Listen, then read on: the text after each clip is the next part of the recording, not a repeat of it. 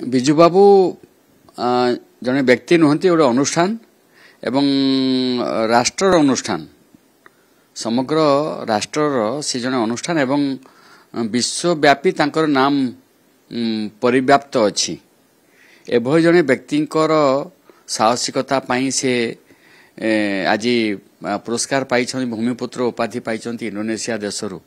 ମୁକ୍ତି ସଂଗ୍ରାମରେ ସେ ଯେଉଁ ସାହସିକତାର ସହିତ ଡାକୁଟା ବିମାନକୁ ନିଜେ ଚଲେଇ ନେଇକରି ଗଲେ, ଝଡ଼ ଭିତରେ ପାଗ ପ୍ରତିକୂଳ ଭିତରେ ଯାଇ ଗଲେ ଏବଂ ସେମାନଙ୍କୁ ମୁକ୍ତି ସଂଗ୍ରାମୀମାନଙ୍କୁ ସଶରୀରେ ଆଣିକି ପହଞ୍ଚି ଦେଇପାରିଲେ, ନିଜେ ଚଳେଇ କରି ବିମାନକୁ ପାଇଲଟ ହିସାବରେ ଦକ୍ଷତାର ପ୍ରତିପାଦନ କରିଛନ୍ତି ଏବଂ ଦୁଇ ଥର ମୁଖ୍ୟମନ୍ତ୍ରୀ ହୋଇଥିବା, ଭାରତବର୍ଷର ମଧ୍ୟ କେନ୍ଦ୍ର ସରକାରଙ୍କର ମନ୍ତ୍ରିମଣ୍ଡଳରେ ବାଜପେୟୀଙ୍କ ସାଥିରେ ସେ ମନ୍ତ୍ରୀ ବି ଥିବା, ମୁରାଦେଶଙ୍କ ଠାରେ ସେ ମନ୍ତ୍ରୀ ଥିବା, କେନ୍ଦ୍ର ସରକାରଙ୍କର ମନ୍ତ୍ରୀ ଥିବା ହିସାବରେ ଏଟା ସମସ୍ତେ ଭାରତବର୍ଷ ବାହାରେ ତାଙ୍କୁ ଜାଣିଛନ୍ତି।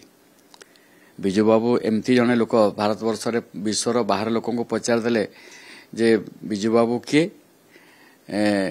ସମସ୍ତେ ଜାଣିଛନ୍ତି। ମହାପ୍ରଭୁ ଶ୍ରୀ ଜଗନ୍ନାଥ ଆଉ ବିଜୁ ବାବୁ এই দুইটা ଲୋକକୁ এই ଦୁଇଟି ବିଷୟବସ୍ତୁରେ ଆଧାରିତ ମହାପ୍ରଭୁ ଜଗନ୍ନାଥକୁ ଜାଣିଛନ୍ତି ଏବଂ ବିଜୁ ବାବୁଙ୍କୁ ଜାଣିଛନ୍ତି। ସାରା ଭାରତବର୍ଷ ନୁହେଁ, ବିଶ୍ୱର ଲୋକମାନେ ଜାଣିଛନ୍ତି। ଏଭଳି ଜଣେ ଲୋକଙ୍କର ଯେଉଁ ସାହସିକତା ପାଇଁ, ଜଣେ ଭଲ ପାର୍ଲାମେଣ୍ଟାରିଆନ୍ ପାଇଁ, ଜଣେ ରାଷ୍ଟ୍ରନୀତିଜ୍ଞ ହିସାବରେ ତାଙ୍କର ଯେଉଁ ସୁନାମ ଅଛି, ତାଙ୍କ ନାଁରେ ବିଜୁ ଜନତା ଦଳ ସରକାର ଥିଲାବେଳେ ତାଙ୍କର ଏହି କ୍ରୀଡ଼ା ପୁରସ୍କାର ପ୍ରଚଳନ କରିଥିଲେ ବିଜୁବାବୁଙ୍କ ନାଁରେ। ତ ଆଜି এই କଥା ସମ୍ବାଦକୁ ଆସିଛି, ପେପରକୁ ଆସିଛି, ଖବରକାଗଜକୁ ଆସିଛି, ଏଜେନ୍ସି ନ୍ୟୁଜ୍ ଏଜେନ୍ସିକୁ ପ୍ରକାଶ ପାଉଛି ଯେ ତାଙ୍କ ନାଁଟି ପରିବର୍ତ୍ତନ କରିଦେଲେ। ଏଭଳି ଗୋଟେ ନାମ ପରିବର୍ତ୍ତନ କରିବା ଦ୍ୱାରା ଜାତିର ଯେଉଁ ନୂଆ ଉନ୍ମେଷ, ନା ସେଇଟା ତ ପ୍ରେସ୍ ବିଜ୍ଞପ୍ତି ହେବା ଦରକାର, ସେଟା ପ୍ରେସ୍ ବିଜ୍ଞପ୍ତି ହେବା ଦରକାର ଯେ ନାମ ପରିବର୍ତ୍ତନ କରାଯାଇ ନାହିଁ, সেটা হওয়া উচিত। কিন্তু এই যে নাম পরিবর্তন করিদেবা খালি এই কার্যক্রমে নুহে, অন্য যেকৌশি কার্যক্রমে কিছু যোজনার নাম রূপরেখ পরিবর্তন করা, ଏହା ମଧ୍ୟ ଗୋଟେ ସୁସ୍ଥ ଗଣତନ୍ତ୍ରର ପରିଚାୟକ ନୁହେଁ। ଦେଶ ଜାତିର କିଛି ଗୋଟେ ପ୍ରେରଣା ଆସେ, କିଛି ବଳିଷ୍ଠ ବ୍ୟକ୍ତିତ୍ୱ, ଯେଉଁମାନେ ସମାଜସେବୀ, ଯେଉଁମାନେ ସ୍ୱାଧୀନତା ସଂଗ୍ରାମୀ, ଯେଉଁମାନେ ତ୍ୟାଗୀ, ତାଙ୍କ ପ୍ରଭାବରେ ରାଷ୍ଟ୍ରନୀତିଜ୍ଞ ହିସାବରେ ଦେଶର କିଛି ପ୍ରଭାବ ହୁଏ, ଭବିଷ୍ୟତ ବଂଶଧରକୁ ଗୋଟେ ପ୍ରଭାବିତ କରିଥାଏ, ପ୍ରେରଣା ଦେଇଥାଏ ସେମାନଙ୍କ କାର୍ଯ୍ୟବଳୀ ଦକ୍ଷତା। ସେହି ଦୃଷ୍ଟିରୁ ମୋ ବିଚାରରେ କୌଣସି କାର୍ଯ୍ୟ ଯୋଜନା ଯାହା ଯେକୌଣସି ସରକାର କରିଥାନ୍ତୁ ତାହା ଉତ୍ତମ ଯୋଜନା ହୋଇଥାଏ।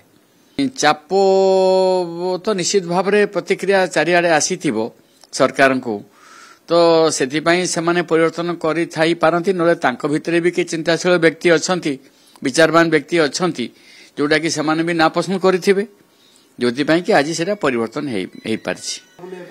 এই ପ୍ରଶ୍ନ ଉଠିବ ଆଗାମୀ ଦିନରେ।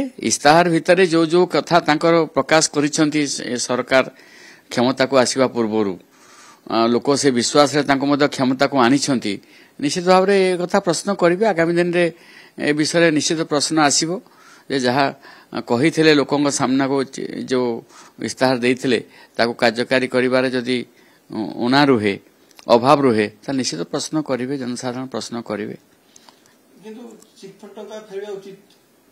ନିଶ୍ଚୟ ଫେରିବା ଉଚିତ ଏବଂ ସେଟା ବିଗତ ସରକାରଙ୍କର ମଧ୍ୟ ଏହି ସିଦ୍ଧାନ୍ତ ଥିଲା, ଚିଟଫଣ୍ଡ ଟଙ୍କା ଫେରାଇ ଦିଆଯିବ ଲୋକଙ୍କୁ, ତେଣୁ ଏଟା ହେବା ଉଚିତ।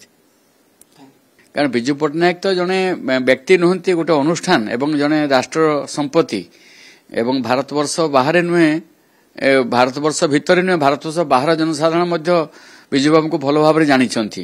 ତାଙ୍କର ଅବଦାନ, ତାଙ୍କର ତ୍ୟାଗ, ତାଙ୍କର ସ୍ୱାଧୀନତା ସଂଗ୍ରାମର ଭୂମିକା, ଜଣେ ବିଖ୍ୟାତ ପାଇଲଟ ହିସାବରେ ତାଙ୍କର ଯେଉଁ କାର୍ଯ୍ୟକ୍ରମ ଥିଲା, ଇଣ୍ଡୋନେସିଆ ମୁକ୍ତି ଯୋଦ୍ଧାମାନଙ୍କୁ ସଶରୀରେ ନିଜେ ପାଇଲଟ ହିସାବରେ ସେମାନଙ୍କୁ ଜୀବନ ବଞ୍ଚେଇ ଆଣିକି ଭାରତବର୍ଷରେ ପହଞ୍ଚେଇ ଦେବା, ଗଣତନ୍ତ୍ରକୁ ସମ୍ମାନ ଦେବା, ଏହି ସମସ୍ତ କାର୍ଯ୍ୟ ବିଜୁବାବୁଙ୍କର ଯେଉଁ ଅବଦାନ ଅଛି, ସେହି ଅବଦାନରେ ଆଜି ଯେଉଁ ପ୍ରତିକ୍ରିୟା ସାରା ଓଡ଼ିଶାରେ ପ୍ରକାଶ ପାଇଲା ଯେ ଏଭଳି ନିଷ୍ପତ୍ତି ସରକାର ଭୁଲ କରୁଛନ୍ତି, ଜଣେ ବିଶିଷ୍ଟ ରାଷ୍ଟ୍ରନୀତିଜ୍ଞ ଆଉ ଜଣେ ସ୍ୱାଧୀନତା ସଂଗ୍ରାମୀ ଏବଂ ଜଣେ ବିଶ୍ୱବିଖ୍ୟାତ ପାଇଲଟ, ଏଭଳି ଲୋକଙ୍କ ନାଁଟାକୁ ପରିବର୍ତ୍ତନ କରିଦେଇକି ଯେଉଁ ସରକାର ଯେଉଁ ଚିନ୍ତାଧାରା ନେଉଛନ୍ତି ତାହା ଭୁଲ ବୋଲି ପ୍ରମାଣିତ ଜନସାଧାରଣ କଲେ, ପ୍ରତିକ୍ରିୟା ପ୍ରକାଶ କଲେ, ଯେଉଁଥିପାଇଁ କି ମାନ୍ୟବର ମୁଖ୍ୟମନ୍ତ୍ରୀ ସୁଚିନ୍ତିତ ଉପାୟରେ ପୁଣି ଚିନ୍ତା କଲେ କ'ଣ କରିବେ ନ କରିବେ ଏବଂ ପରିବର୍ତ୍ତନ କଲେ ପରିବର୍ତ୍ତନ କଲେ। ଆଉ ଗୋଟେ କଥା, ସରକାର ନିଷ୍ପତ୍ତି ଅନେକ ନିଷ୍ପତ୍ତି ଆସୁଛି, ପରବର୍ତ୍ତୀ ସମୟରେ ପୁଣି ଥରେ ସ୍ପଷ୍ଟୀକରଣ ଦିଉଛି, ସରକାର ତାଳମେଳ ରହୁନାହିଁ କି? ତ ଏଇ କିଛି କଥା ତ ଜଣାପଡୁଛି ଏଭଳି ତାଳମେଳ ରହୁନଥିବା ଏଇ ଗୋଟେ ଘଟଣାରୁ ଜଣାପଡୁଛି। ସମୟ କହିବ ଆଗାମୀ ଦିନରେ ସରକାର ଯେଉଁ ସିଦ୍ଧାନ୍ତ ନେଉଛନ୍ତି ତାକୁ କାର୍ଯ୍ୟକାରୀ କରିବାର କେତେ ଦୂର ପ୍ରୟାସ ସଫଳ ପ୍ରୟାସ କରିବେ ସେମାନେ।